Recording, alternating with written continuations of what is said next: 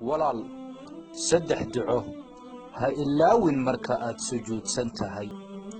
saddexdaa duco haddii aad laasimtid oo aad mar walba la timaadid, ilaahay subxaanahu wa tacaalaa adduunka kan waxa yaalla oo dhan wuu kuu qorayaa.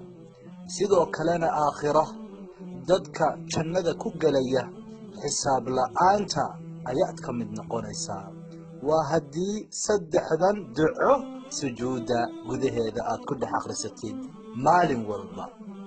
walaalkayga muslimka ahoo ducada koobaad in aad tidhaahdid allaahumma innii as'aluka xusna alkhaatima.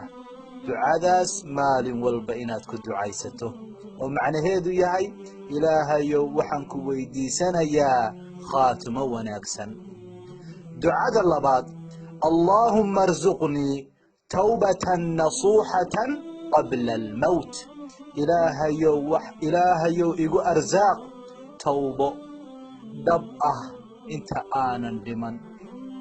aanan dhiman ka hor. ilaahayow toobo dhab ah oo nasuuxa ah ilaahayow igu arsaaq. ducada saddexaad allaahumma yaa muqalliba alquluub habbit qalbii calaa diinik. allaha quluubta gadgadiyow qalbigayga ku sug diintaada. allahu akbar. walaalkayga muslimka ahow saddexdaa duco haddii aad maalin walba la timaadid, adduunka ilaahay subxaanahu wa tacaala muraadadaada oo dhan ayuu kuu sahlayaa. kurbada ku haysa, dhibaatada ku haysata, faqriga ku haysta, duyuunta ku haystana ilaahay waa kaaga rafcinayaa. waa saddex duco.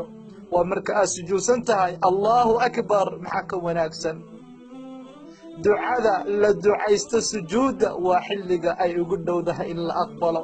allaahu akbar.